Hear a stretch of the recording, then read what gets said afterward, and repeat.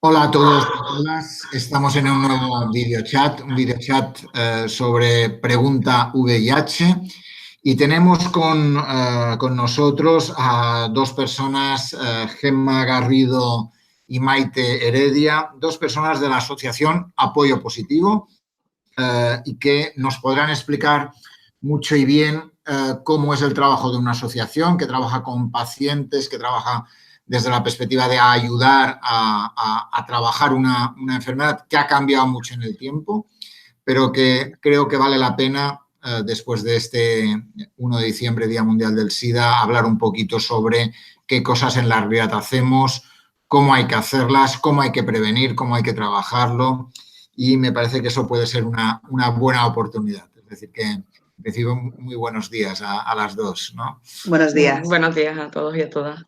Muy bien, pues Gemma Garrido es diplomada en trabajo social, es máster en prevención y tratamiento de conductas adictivas, es experta en dirección y administración de fundaciones y coordina la gestión de los programas de apoyo positivo y es responsable del programa de diagnóstico precoz, un tema muy importante, el tema del diagnóstico precoz, ante el número de casos que tenemos hoy en día. Y Maite Heredia es licenciada en Psicología por la Universidad de Málaga, máster en Sexología y Terapia de Pareja y trabaja como técnica en intervención en VIH, ¿no? Ella trabaja en apoyo positivo desde hace 4 años en varias áreas, ¿no? Por tanto, tenemos las mejores profesionales para poder abordar el tema. Bueno. Contadnos un poquito, para empezar, qué es apoyo positivo y qué hace apoyo positivo. Bueno, pues Apoyo Positivo surge en el 93, cumplimos este año 25 años, nuestro 25 aniversario, y surge en Madrid, bueno, pues como una entidad de apoyo a los pacientes de la época que mayoritariamente pues desarrollaban SIDA y bueno, las primeras tareas realmente fueron en cuanto a acompañamiento a las familias del duelo y apoyo psicológico y social y demás.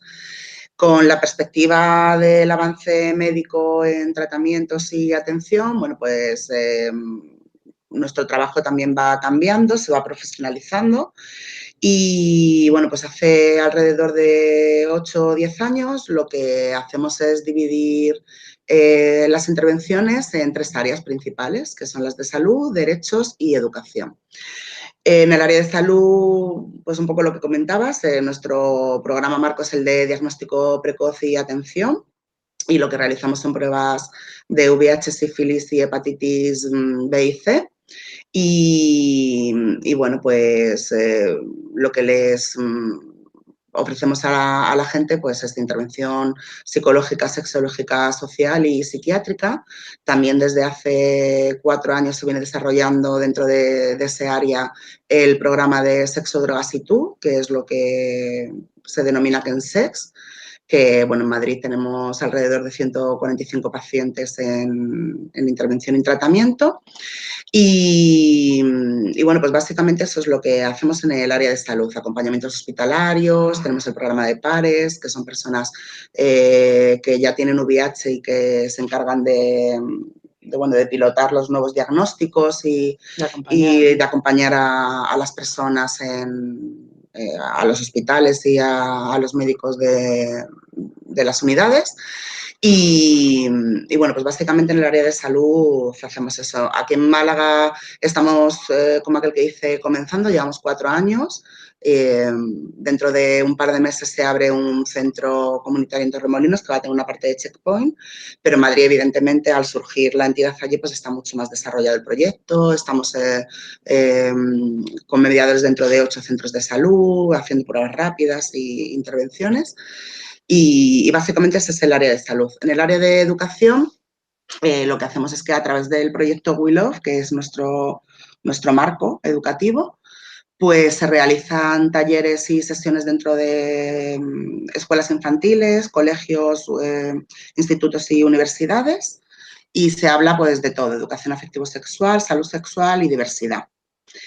Y luego tenemos un programa específico para agentes de salud comunitarios y lo que tratamos es de formar a la población general, bueno, pues en las mismas áreas de trabajo que el proyecto que desarrollamos en espacios reglados, y para que ellos mismos pues, puedan realizar esos cambios a nivel más micro, ¿no? Y dentro del área de educación es básicamente eso. Sí, tenemos formación también a adultos. Formación a adultos, tenemos un proyecto que es el Drag Storytelling, que lo desarrollamos con pequeños de 3 a 12, 15 años, y son las drag las que les cuentan cuentos inclusivos de diversidad y de salud sexual a los más peques.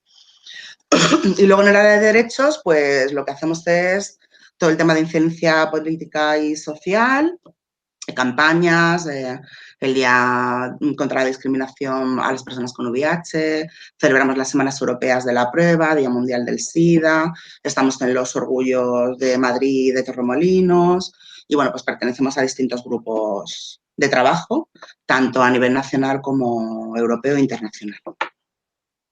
Muy bien, pues una gran actividad, ¿no? Después de todo lo que habéis contado. Y yo conozco Apoyo Positivo desde hace muchos años y, por tanto, creo que lo que hace es una asociación muy activa y muy necesaria, ¿no? Porque probablemente el SIDA ha cambiado mucho, ¿no? Probablemente lo que hacíais hace un tiempo ahora os ha cambiado mucho en vuestra actividad más cercana. Sí, ha cambiado mucho. Totalmente, totalmente, pero por lo que hablaba Gemma, de que a nivel biomédico los avances han sido abismales, lo que seguimos ahí luchando es por cambiar a nivel social, ¿no? Que parece que mucha gente se ha quedado a lo mejor ahí en los años 90, ¿no? En esa primera etapa del VIH-Sida, y eso es lo que luchamos por cambiar, ¿no? Para que el estigma y la discriminación pues vayan también reduciéndose.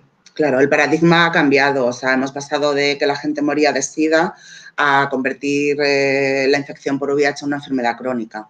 Entonces, eso también ha ayudado mucho. Claro.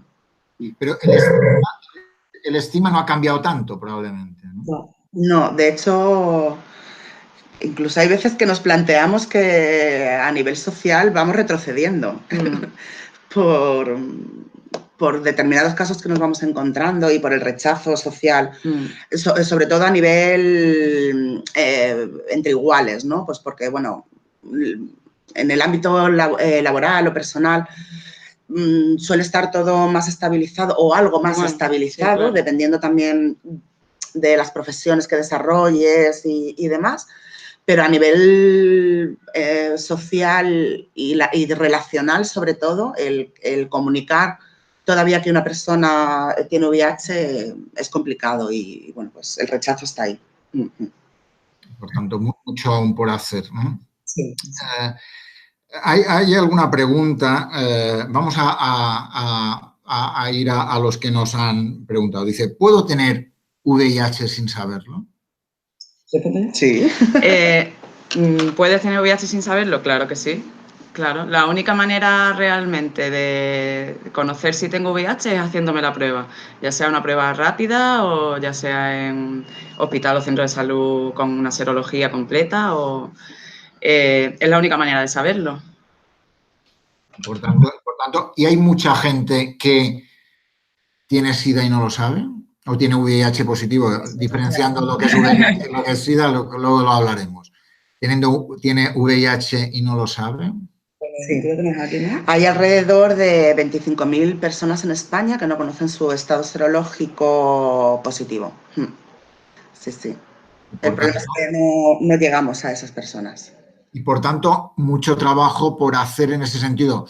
Yo recuerdo cuando Apoyo Positivo empezó a hacer las pruebas rápidas, ¿no? Y eso fue un elemento muy importante para intentar que la gente se hiciera la prueba, ¿no? Absolutamente, claro. Sí. Sí, sí, además en Madrid, porque aquí llevamos menos tiempo y cuando nosotros abrimos la sede de Málaga ya había entidades que hacían pruebas rápidas, pero en Madrid fuimos de las primeras entidades que comenzamos a hacer pruebas rápidas y la verdad es que fue importante y un boom, pues porque al final hay mucha gente que no se quiere acercar a los recursos públicos a realizarse ese tipo de pruebas o de serologías y bueno, que hubiese entidades que pudiésemos realizar la prueba, la verdad es que pues viene muy bien a una parte de población. En Madrid estamos realizando alrededor de 5.000, 6.000 pruebas todos los años. Y aquí en Málaga, evidentemente, como somos más chiquititos, porque en Madrid el equipo es mucho más grande, pero bueno, estamos alrededor de las 300, 350 y de hecho somos la entidad que más reactivos está dando en Málaga en estos momentos. Por tanto, aspectos a incrementar, ¿no? Me gustaría que hablarais un poco de la transmisión del VIH, ¿no? Porque aunque todos en teoría sabemos, pero seguimos marcados por la campana, diríamos, por el estigma, ¿no? Y un poco me gustaría que explicarais cómo se transmite el VIH. Hay una pregunta que dice, ¿cómo no se transmite el VIH? Pero vamos a ir a cómo se transmite. Sí, claro. Sí. ¿He dado cuenta? Sí, dale. A ver, las vías de transmisión, como bien dice, es mucho más sencillo explicar cómo se transmite que cómo no. Porque, por ejemplo, conviviendo con una persona con VIH no se transmite, que estas son cosas importantes para trabajar ese estigma y esa discriminación, ¿no? Pues eso, conviviendo, compartiendo una comida, compartiendo un abrazo, ¿no? O una caricia. Entonces, las vías de transmisión del VIH son, pues, el VIH necesitamos primero que haya una carga viral alta, porque ya sabemos que cuando el VIH, la persona está en tratamiento, llega a un estado que se llama indetectable, que es que la carga viral queda tan bajita que no se transmite. Entonces, primero necesitaríamos que hubiera VIH con carga viral alta. Luego necesitaríamos un fluido que transmitiera esa carga viral, ese VIH, de una persona a otra, pues que pueden ser semen, sangre, fluidos vaginales, la leche materna también. Y este fluido, este vehículo necesita una puerta de entrada al torrente sanguíneo de la otra persona, porque puede ser por una herida sangrante, una herida abierta, o por las mucosas que hay en el glande del pene, en la vagina, que recordamos que es el interior, lo de fuera se llama vulva, y en la mucosa del ano, que al final es la más absorbente, ¿no? Por tanto, esos son. ¿Y cuáles son los síntomas de una infección por VIH? Realmente la infección por VIH es asintomática. O sea, no tiene por qué aparecer signos o síntomas que nos indiquen que nos han podido transmitir el VIH. Sí que es verdad que algunos de los pacientes que bueno, pues se han infectado, lo que refieren son síntomas como si fuese un comienzo de gripe. Ganglios inflamados, algo de fiebre, cansancio, poco más. Pero realmente el 100% de la gente no presenta síntomas y, de hecho, la infección es asintomática. Por eso lo de hacerse la prueba, efectivamente. Si no... ¿Y cuáles serían, por tanto, los síntomas de una infección de SIDA? A ver. Es que no hay una infección de SIDA. Claro. Si una persona... La infección es del VIH, claro. Efectivamente. Evidentemente, cuando ya se llega al síndrome. Si tú no te haces la prueba y bueno, pues te han transmitido el VIH, pasa un tiempo que, bueno, pues dependiendo de la capacidad del sistema inmunológico de cada uno de nosotras y de nosotros, pues se puede desarrollar antes o menos, se pueden aparecer esas infecciones oportunistas que nosotros llamamos y que conlleva entrar en esa fase o estado de SIDA. ¿Vale? Entonces, puede pasar 1 año, 2 años, más o menos ese es el plazo medio que se baraja, y lo más habitual es que empecemos por infecciones como recurrentes. Lo que es una gripe se puede convertir en una neumonía, pulmonía, pueden aparecer infecciones bacterianas o víricas que nos hacen ir al hospital pues porque no sabemos cómo podemos encontrarnos y demás, hasta que de repente, pues quien nos esté atendiendo le empiezan a saltar alarmas y decide hacer una serología de infecciones. Entonces, las infecciones más recurrentes son esas: neumonía, tuberculosis, herpes simple, toxoplasmosis, en fin, es lo más habitual. Pueden aparecer otras, pero las más habituales son esas. Y pueden indicar que estamos empezando con la fase de SIDA. Claro. Esto ocurre porque realmente el VIH, cuando accede al organismo, lo que hace es atacar a nuestras defensas. Entonces, si va pasando el tiempo y no comenzamos la medicación antirretroviral para detener ese avance de la carga viral, pues nuestro sistema inmunológico va quedando deprimido, nos quedamos sin defensas con las que poder luchar contra cualquier agente que nos ataque en el aire mismo. Entonces, cuanto más tiempo avance la carga viral, menos defensas tenemos, más infecciones oportunistas que nos pueden ir apareciendo. Claro. Básicamente lo que habláis es, por tanto, una infección por VIH es asintomática, yo no noto nada, por tanto, la única forma de saberlo es haciéndome la prueba y a partir de ahí ponerme en tratamiento. En el caso de cuando la enfermedad empieza a desarrollarse, diríamos, básicamente por un déficit de defensas, por una baja de defensas, puedo tener diferentes síntomas asociados a una toxoplasmosis, un herpes o una neumonía, etcétera, ¿no? Así es, ¿no? Sí, eso es. Básicamente, por tanto, hay una otra pregunta que nos hacen. ¿Cualquier persona puede infectarse de VIH? Claro, sí. Claro, el VIH, eso también es importante para trabajar el estigma. El VIH no entiende ni de orientación sexual, ni de género, ni de clase social. El VIH se transmite, como hemos comentado antes, por esas vías de transmisión concretas y le da igual la persona, la vía de transmisión es la que es.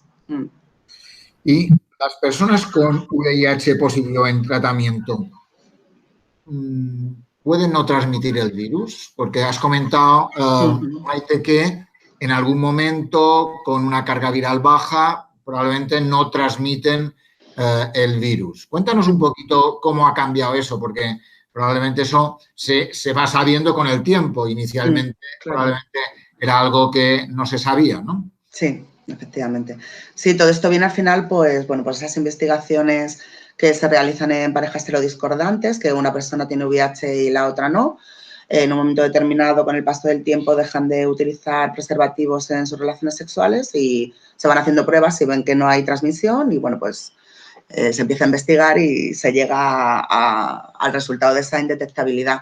Lo que comentaba antes Maite, el tratamiento es tan efectivo hoy en día que lo que hace es que el virus lo encapsula en el centro de cada una de las células infectadas y no lo deja salir.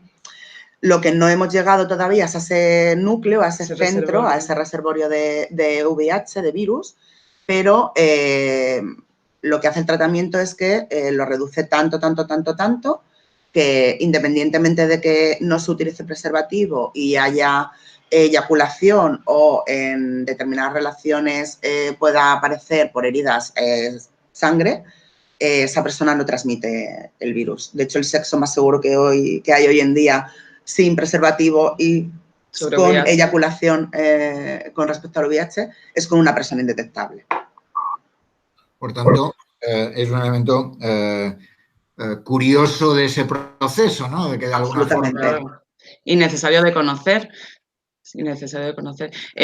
Sí, dime. No, seguramente para parejas que tienen ese virus indetectable es fundamental, ¿no? Claro, y para personas sin pareja que ya están indetectables y que tienen ese propio estigma dentro y no quieren conocer a nadie o tal porque le tengo que contar, pues bueno, es un avance abismal, ¿no? Claro, incluso utilizando preservativo porque tienen ese peso de, y si se rompe en el mismo momento de la eyaculación y demás, puedo estar transmitiendo mi VIH. Evidentemente, esa información de la indetectabilidad ha bajado mucho esa presión que las personas con VIH tenían a la hora de mantener relaciones sexuales. Si alguien, podemos decir, el estudio en el que porque ya hace muchos años que esto se sabe, lo que pasa es que va tardando, como decíamos antes, en que llegue a la sociedad, se llama el estudio Partner, que es como pareja en inglés, y entonces ahí, por si alguien se quiere informar un poquito más de estos resultados y de... Pero vaya, creo que fue en el 1 o en el 2, porque hay dos estudios. El primero eran parejas heterosexuales y parejas de gays y tal, y en el segundo ya era específicamente entre parejas de chicos, pero después de 58.000 penetraciones sin condón con eyaculación hubo 0 transmisiones. Entonces, la verdad que mucho. Un cambio brutal. Sí. De todas formas, habéis hablado que para saber si yo tengo VIH es necesario hacer la prueba. Contad Siempre. un poco el proceso de cómo hacéis la prueba, quién hacéis, cómo es la prueba. Es decir, yo quiero hacerme la prueba, ¿con quién hablo? ¿Qué hago? ¿Cuál es el proceso? Un poco para que no... Un minuto. Te va a enseñar una. Así, eso es en directo. En directo, total. Total. Bueno, estas son las pruebas que realizamos. Son pruebas de digitopunción. También tenemos pruebas de saliva, lo que pasa es que no las tengo aquí concretamente. Y bueno, esto es un kit que detecta anticuerpos de VIH y de sífilis. Y entonces, bueno, pues viene con una lanceta, con un capilar y con un dispositivo. Lo que hacemos es, como realizan la prueba del azúcar, pinchar en el dedo, extraer una muestrecita de sangre muy pequeñita. Lo mezclamos con los reactivos que vienen en 3 botes y se echan en el dispositivo y, bueno, pues ahí tenemos el resultado. Súper importante el periodo de ventana. Sí, es muy importante el periodo de ventana de las pruebas rápidas. La de saliva, el periodo de ventana es de 3 meses y esta de digitopunción que tenemos es de 45 días. Y las de hepatitis son de 3 meses, también los periodos de ventana y también son de digitopunción, ¿vale? Es más chiquitita que la de VIH y sífilis. Y bueno, pues habitualmente lo que hacemos es que la gente se pone en contacto con nosotras y bueno, pues les damos cita previa para realizarse la prueba. Y poco más, cuando vienen les hacemos una serie de preguntas y demás, sobre todo para que se lleven la información adecuada y necesaria para protegerse y minimizar los riesgos en sus relaciones sexuales. Y en menos de 20 minutos con la de saliva y en un par de minutos con la de dígito, tenemos los resultados. Perfecto. ¿Y cómo es la reacción de la gente cuando, haciendo las pruebas que hacéis, cómo es la reacción de la gente cuando le dices tienes un VIH positivo? Hay de todo. Hay de todo. Bueno, realmente con esta prueba rápida nunca le decimos hay un positivo en VIH, siempre decimos hay un posible positivo, porque realmente el reactivo de la prueba lo que nos detecta es que hay anticuerpos, pero no nos detecta el virus. Eso habría que hacerlo ya como una confirmatoria. Siempre ¿vale? hay que confirmar los reactivos que damos. Y luego, pues como dice Gemma, cada persona es un mundo. Pues hay personas que a lo mejor vienen porque alguna pareja con las que han tenido algún encuentro erótico les ha comentado que se ha hecho la prueba y le ha salido tal, entonces ya vienen pues con un trabajo de casa y otras parejas, hay otras personas que no, pues que no se lo esperan, hay otras personas que no se lo esperan pero conocen mucha gente con VIH, saben que ya es diferente. Es que depende de la persona, como todo. Claro, también es cierto que al ofrecerles el programa de acompañamiento hospitalario, por regla general se quedan mucho más tranquilos y tranquilas. Porque ya nunca están solos. Porque efectivamente, por lo menos al principio, que es cuando tienes que digerir la noticia y bueno, pues tranquilizarte y ver un poco, recolocar todo tu mundo otra vez, pues están acompañadas y acompañados. Entonces es importante, es importante. Tenemos una pregunta que dice, el virus del SIDA, el VIH, no se contagia, se transmite. Esa es otra de las batallas legales. Súper importante. Sí, porque ahora mismo... A ver. Claro, ahora mismo el VIH está, dentro de las enfermedades, está referida como una infección contagiosa, ¿vale? Es infecto contagiosa, cuando realmente es infecto transmisible. Es un poco lo que ha contado Maite. Para que se produzca una infección por VIH, tiene que haber una transmisión, tiene que haber un fluido, tiene que haber una vía, una mucosa. No se transmite por el aire, no es una gripe y demás, ¿no? Entonces, no se contagia, se transmite. Además, es muy importante también hablar de transmisión y no de contagio, pues porque también ahí reside, en esas dos palabras reside el estigma, en la gran mayoría de las veces. O sea, mucha gente se piensa que con tocar, con el sudor, con las lágrimas, con la saliva, puede haber un contagio y no es así. O sea, realmente es transmisión. Por eso decía que tiene que haber una una herida, por ejemplo, en la cual a partir de ahí haya una transmisión del semen a la sangre, ¿no? Por ejemplo, ¿no? Exacto. Sí. ¿Eh? O sea, Ese sería el proceso de transmisión, ¿no? Claro, las relaciones anales, por ejemplo, si hay heridas y demás, o lo que decía Maite en el glande, si son heridas por fuera, exteriores, es muy complicado. Tiene que ser abierta. Tiene que ser abierta, tiene que estar sangrando la otra persona. Bueno, o sea, para mí es materialmente imposible. Sí. Bueno, puede ser otra vía, puede ser, por ejemplo, el compartir jeringuillas, porque ahí directamente estás pasando de un torrente sanguíneo al otro por el propio hecho de cómo se usa, ¿no? En personas que usen drogas inyectadas, por ejemplo. Eso fue los booms en principio que hubo en los años 80, básicamente, ¿no?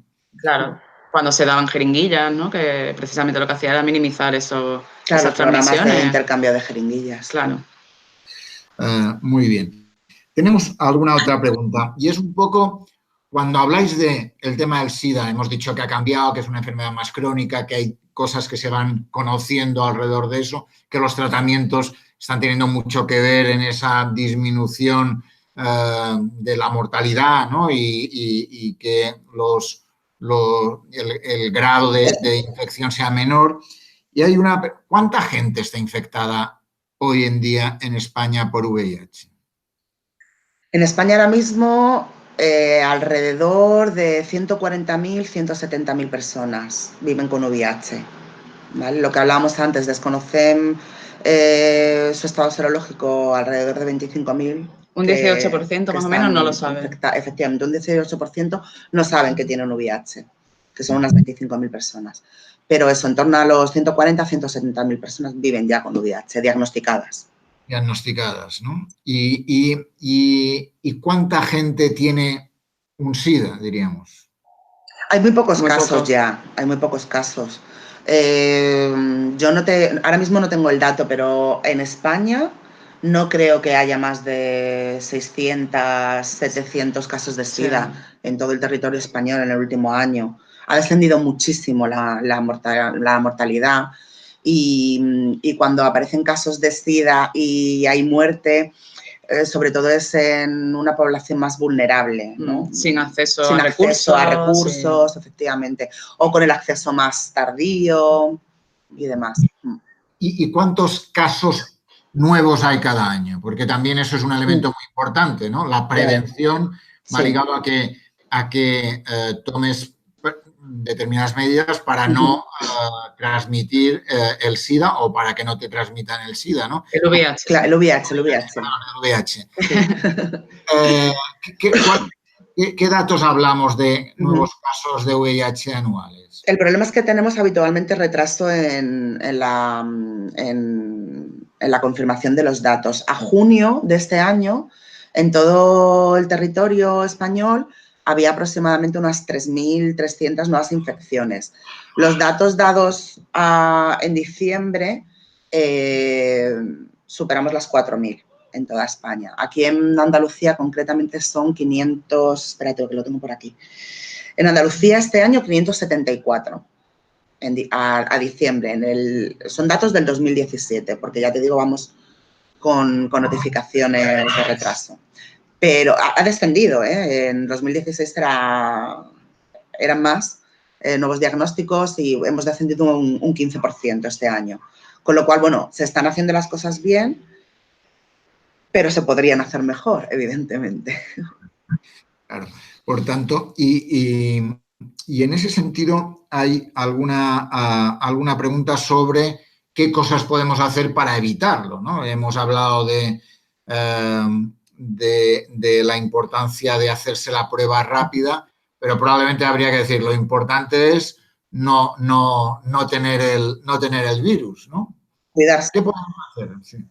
A ver, para prevenir, pues ahí está la opción de la persona que vive con VIH ya también, que tiene su tratamiento, es indetectable, es el tratamiento como prevención.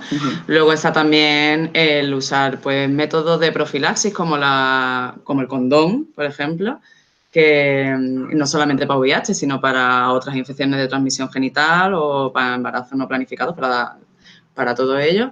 Luego también está la opción de la profilaxis post-exposición, que es cuando, por ejemplo, tengo una práctica utilizando preservativo y este se rompe, y entonces si la otra persona me comenta que puede haber carga viral alta o tal, pues podemos acudir a un centro hospitalario de urgencias y solicitar la PEP, que es la profilaxis post-exposición, que no deja de ser un tratamiento antirretroviral de un mes, en el que lo importante es que vaya en cuanto antes, en las 6 primeras horas, pues mayor es la eficacia de ese tratamiento, pero podría irse hasta las 72 horas. Es como la píldora anticonceptiva de urgencia para el embarazo, pues igual, pero para VIH. Y luego la PrEP, que es la profilaxis preexposición, que es cuando es un medicamento que, bueno, ahora se está hablando de... hace unos días se ha aprobado una PNL... con el Plan Nacional del SIDA, con la doctora Julia del Amo, para acercar ese recurso a la población. ¿Es un recurso para toda la población? No, es un recurso para quien lo necesite. Pues para personas que puedan tener múltiples parejas eróticas de las que no conocen su estado serológico o que no tengan un uso consistente del condón. Es precisamente pues para ayudar a minimizar esas nuevas transmisiones. ¿Y sería como la píldora anticonceptiva? Sí, es un tratamiento que se toma también antirretroviral y que se toma también a diario para que la eficacia sea del 90 y mucho. Se toma a diario y lo que hace es eso, es cerrar las puertas al VIH. Entonces, no deja que acceda a ese cuerpo. Por tanto, hay preexposición y postexposición. Sí, ¿no? sí, exacto. Preexposición como si fuera toma la píldora, postexposición para evitar que a partir de la posible... De una posible, exacto, de una posible... No te siga la infección, ¿no? Eso. No entre. Y eso hay que hacerlo en las como máximo 72 horas. ¿no? Exacto, pero lo ideal en las 6 primeras horas, que realmente 6 horas es tiempo, que no hace falta tampoco, que no es de correr mucho, sino que en 6 horas te da tiempo de ir al hospital más cercano, a la zona de urgencias y solicitarla. Muy bien. Hay una pregunta que tenemos y es... ¿cuál es la infección oportunista que afecta con más frecuencia a las personas infectadas por el VIH y puede causarles la muerte? Bueno, eso lo que has comentado antes. Lo hemos comentado antes, pues la neumonía, la toxoplasmosis, las otras hepatitis vírica, la tuberculosis. Es que realmente son varias las que comentaba Gemma, vaya, que suelen cursar cuando ya se llega al estadio de SIDA. Perfecto. Y hay una pregunta que nos llega, es si saber quién te lo contagió para una persona que tiene múltiples parejas sexuales o determinar el tiempo que llevas infectado, ¿es posible? Transmitió, acuérdate. Yo soy muy pesada con eso, pero... No, estaba leyendo la pregunta. Claro. Pues, a ver...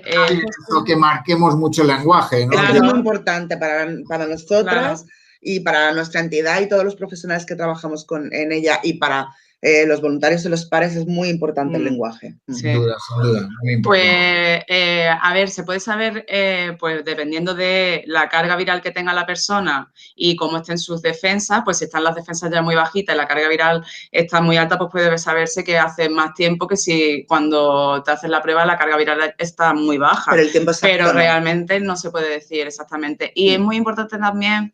el determinar eso de, ¿quién fue? Entonces fue el que me lo transmitió. Bueno, como hemos dicho, la vía de transmisión, si estamos compartiendo un encuentro erótico, lo estamos compartiendo tú, yo y el que sea. Entonces, es parte de todos el negociar el uso del preservativo o el practicar alguna práctica erótica que sea de menos riesgo. No podemos tampoco culpabilizar de todo, ¿no? Tenemos que también culpabilizarnos, no culpabilizarnos, sino formar parte de esa negociación. Claro. No decir, es que no me dijo nada. Pues si no lo sabía, no, tampoco te lo puede decir, ¿no? Porque eso es otra. Que si yo no lo sé, no puedo informar a y cuando nos confirman, sí que es importante avisar, claro. Recurrir un poco a la memoria y ver con la gente con la que hemos estado, si tenemos los contactos para poder avisarles.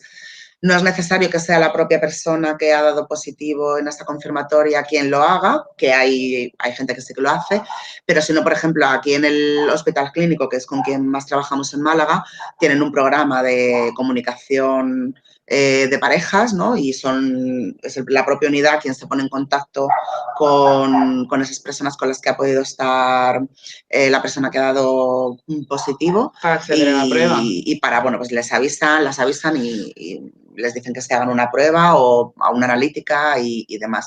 Nosotros tenemos una app que hemos desarrollado hace unos meses y con la Sociedad Española de Farmacia, y dentro de las nuevas incorporaciones que vamos a hacer ahora a primero de año, también vamos a incluir esta parte de comunicación de diagnóstico a posibles parejas o contactos que hemos podido tener.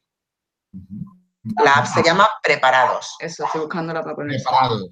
Preparados. Pues me la apunto porque es muy importante tener en cuenta todos los elementos que nos ayuden a tener la información más adecuada y saber cómo actuar en cada momento. ¿Sí? ¿Se ve? Esa. Pues ya veis, Preparados con el 2 tiene una X, ¿no? En lugar de una O es una X. Vale. Muy bien. Ahí podéis encontrar de toda la información sobre VIH, Chemsex, PrEP y demás, porque también hacemos, como la PrEP todavía no es legal en España, ofrecemos a las personas que la están tomando de manera ilegal asesoramiento y seguimiento, ¿vale? De su estado de salud. Muy bien. Hay una... Por vuestra información que tenéis, habéis comentado, vosotros hacéis 300 pruebas al año, ¿entendido? ¿No? Algo alrededor de eso. Sí. ¿Cuál diríais que es el primer síntoma determinante para que la gente diga, me voy a hacer la prueba? La relación en sí. Sí, pues salí, al final no usé condón. O pues no conocía a la persona y ese día pues me dio igual, pero ahora estoy dándole vuelta y quiero hacerme la prueba. Lo que es súper importante el periodo de ventana que comentaba antes Gemma, porque muchas veces la gente no lo conoce. El periodo de ventana es el tiempo que necesita una prueba que pase desde tu práctica con alguna posibilidad de riesgo hasta hacerte la prueba. Por ejemplo, si yo tengo relaciones hoy sin preservativo, no podría hacerme una prueba de embarazo mañana, porque aunque haya ocurrido un embarazo, mañana no saldría la información en la prueba. Pues en las de VIH lo mismo. La de dígito que ha explicado Gemma tendría que pasar 1 mes y medio y la otra tendría que pasar 3 meses, porque si no, si yo tengo hoy la práctica con algún posible riesgo y me hago la prueba mañana, me voy con una falsa sensación de esperanza cuando realmente a lo mejor sí que ha ocurrido una transmisión. Claro. Siempre hay que respetar muy mucho esos periodos que marque cada prueba. Por ejemplo, la del autotest, que también está en farmacias, que desde hace ya unos meses ya está en algunas farmacias disponible el autotest, son 3 meses. Aunque es de digitopunción. Aunque sea de digitopunción, son 3 meses. Entonces, es muy importante también conocerlo, por si a alguien le da el agobio y se va a la farmacia y se lo compra, si no han pasado esos 3 meses, el resultado no es fiable. Claro, tenemos de todas formas determinados perfiles. Los usuarios habituales de prueba, que dependiendo de las parejas que tengan, pues se hacen la prueba cada 3, 6 meses o 1 año. Y luego gente que nos va conociendo por las campañas de prevención y los lugares donde habitualmente trabajamos. Y personas que se acercan por el susto, pues lo que dice Maite, pues porque han tenido alguna relación erótica desprotegida, o sea, roto el preservativo o han tenido algún susto y, bueno, pues se quieren hacer la prueba. La gente que nos sigue en Twitter, sabéis que nosotros, nuestro videochat se transmite en directo, se cuelga luego en YouTube, lo podéis ver en YouTube los que lo quieran ver posteriormente y al mismo tiempo se tuitean las respuestas de Maite y Gemma.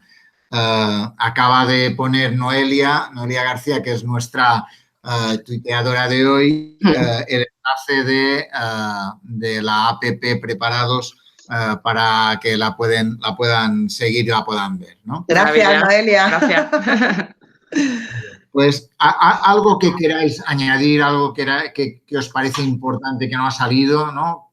Pensando en la importancia de la prevención, la importancia de tener clara la información, la importancia de romper el estigma, la importancia de saber cuáles son las vías de transmisión del VIH. Un poco, alguna cosa que creáis necesaria que sepamos y que no haya salido, o algo que queráis insistir por la importancia que tiene. Insistir, llevamos más de 5 años insistiendo en que necesitamos la PrEP legal en España. O sea, para nosotros como entidad de pacientes es vital que parte de nuestra población a la que atendemos pueda tener un acceso reglado, legal y seguro, y público y seguro a esa pastilla preventiva. Y bueno, pues lo que pedimos también siempre, más recursos para las entidades sociales, pues porque nos vemos en muchas de las ocasiones ahogados haciendo un trabajo maratoniano con muy poquitos recursos, y estamos llegando a mucha gente. Pero evidentemente, al final, la administración pública y determinados agentes que intervienen en este paradigma de la infección por VIH tienen mucho más peso que cualquier entidad social y podrían hacer mucho más. Necesitamos muchas más campañas de prevención porque evidentemente la información está ahí, pero la prevención sigue siendo muy importante, más allá del uso del preservativo y más allá de hacerse la prueba.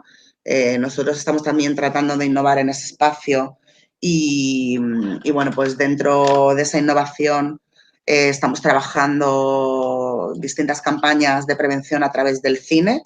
Estamos haciendo cortometrajes, tenemos una serie que acabamos de estrenar la segunda temporada que se llama Indetectables.